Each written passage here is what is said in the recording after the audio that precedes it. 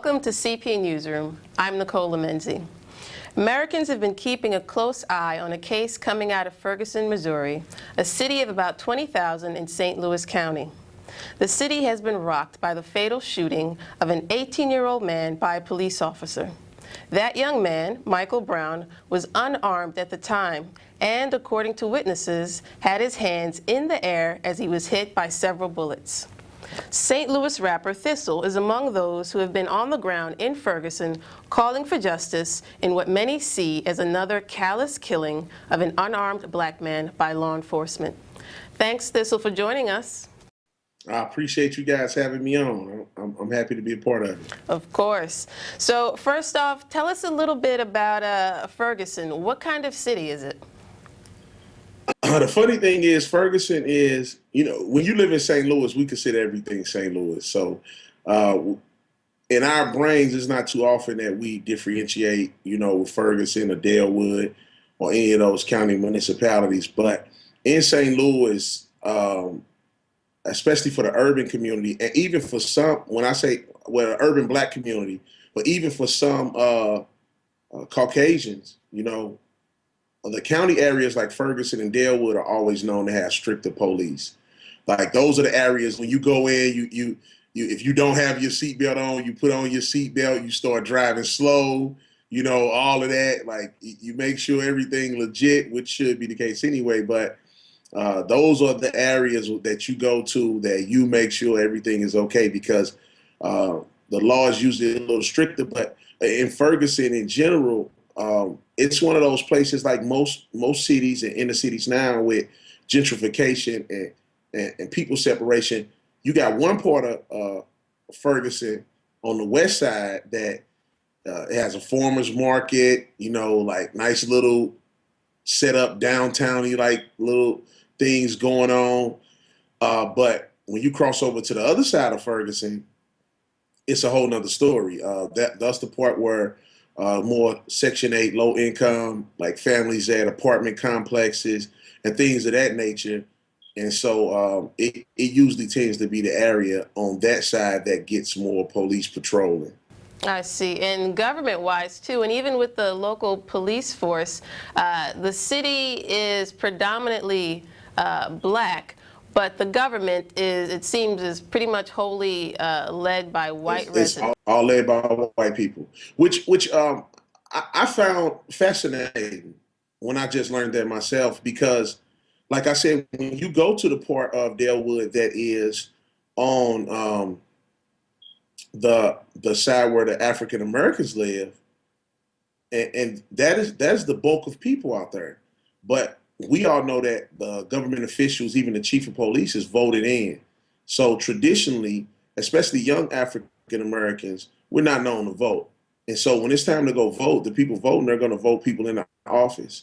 And I'm people that know me and know about me, like, I'm a Christian. I believe in Jesus. Like, I live my life based on the Bible. I believe that there is no Greek nor Jew, bond nor free, male nor female. We are all one in Christ Jesus. But also, at the end of the day, we have to understand that this is a human being situation, and everyone involved is not Christian. And when you have those kind of situations where police are overworked, some of them feel like they're underpaid, and crime is overdone in areas like that, you're going to have this kind of tension. And when the police force is predominantly white, you're going to have, when you have a predominantly white, and when I say predominantly, I mean, I think there are only like 3 African-American police in Ferguson. 53, I believe, on staff, and about 3 of them are African-American. And 3 of them are African-American. I think 2 of them are women. So it's 2 African-American women and 1 male. So tell us about some of these images, videos that, people, especially on Twitter and Vine, have been seeing and sharing. What does it look like to you there when you're out? St. Louis people, you're dealing with a group of young people that aren't afraid. So you're dealing with a group of people that aren't afraid of anything, because the environment we grow up in, guns are not abnormal. Like, this isn't the first time they've been in front of a gun. Like they've been in front of guns hundreds of times. They've been shot at hundreds of times, or they've been shot, or people they've known have been killed. So the threat of violence doesn't scare them. Like, they've been bred their whole life to die for something that they feel is much less than this cause.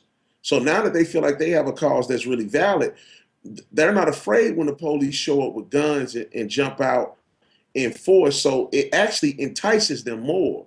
And this time, I think just the police, I don't think they considered that. But what about the peaceful protests? People are gathering for prayer, Yeah. right? Aren't churches and ministers getting involved? Mike Brown Sr., the father of Mike Brown Jr., Mike Brown Sr. is actually a friend of mine. I grew up with him like my whole life. So the young man that got killed, his dad is a friend of mine.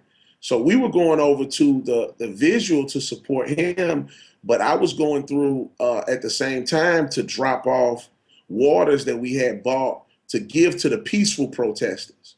So I want people to know that, like, when I'm out there supporting, I'm supporting the peaceful protesters. I'm supporting the people that are talking loud but not being violent. You know, that are saying, that are following the rules. You know, stay off the street. Don't block traffic. Don't steal. So I'm out there supporting those people. And I was going out and I was giving, you know, waters out to different peaceful people at different spots. And those peaceful protesters have been black and white people.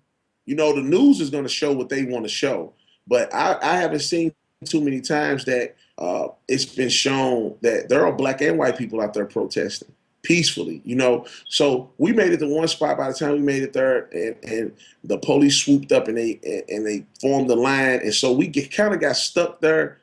And when we got stuck there, I just felt my job was to keep peace. But in the process of doing it, I found myself and Alderman Antonio French. We were one of 2 or 3 people that were actually trying to keep the people out the street, keep them calm, telling them, like, if you're going to protest and be peaceful, do it the right way. And at one point I tweeted and I said, man, and this before I connected with Antonio French on the other end of the line, I said, man, I'm out here by myself. Like, where's everybody at? You know? So, like, the people that you see out there on the protest lines consistently, especially in West Florissant, I just have to be honest to say that it's not church leaders, it's not ministers, and it's not people out there. What you want your parting thought to be, or your parting message for other Americans looking at this case, Christians who are praying about the situation, people who feel bitter and confused and are wondering if justice will be served. For you as a black man in America who looks at the world through your Christian identity, what's your message? As a black man that looks through the world through my Christian identity, I still have to be honest with myself and say that racism is still a huge problem for us, even inside of Christianity, on the African American side and on the white side. Like, so I would say, especially for the Christians, we need to be more willing to have open dialogue and talk about this stuff amongst each other. We just keep brushing it under the rug and act like it don't exist. But I was out of town at a church. I was at a church out of town, and a woman locked her keys in her car, and she came to me and said, hey, my keys are locked in the car. I know you know how to get them out of there. You know, so this is in a church. So we need to talk about this stuff. We need to address it inside of the church, but we also need to be praying that inside of the church, there will be leaders that will be raised up to be accessible in these situations. You don't have to be on the front line marching. You don't have to be out taking pictures. Like, I'm not out there doing none of that. I'm behind the scenes and I'm talking to people. I'm keeping them peaceful and trying to keep them out of trouble. I just ending up being on the front line of it in pictures and everything. But that's not where I'm at when I'm out there. So I would say pray that in this situation, peace prevails, that love prevails, that people will see the love of Jesus through people that are out there actively serving. And I also want to say that justice be served. But right now, it's not time for the church to be arguing amongst each other about what's right and how white people feel privileged or black people feel like they being, you know, always the victim. I've seen those kind of arguments online. Now is the time to say we need to be praying for peace. We need to be an example of what racial peace looks like. But before we can do that as a church, we need to really sit back and have dialogue amongst ourselves and deal with the silent racism that exists inside of the church.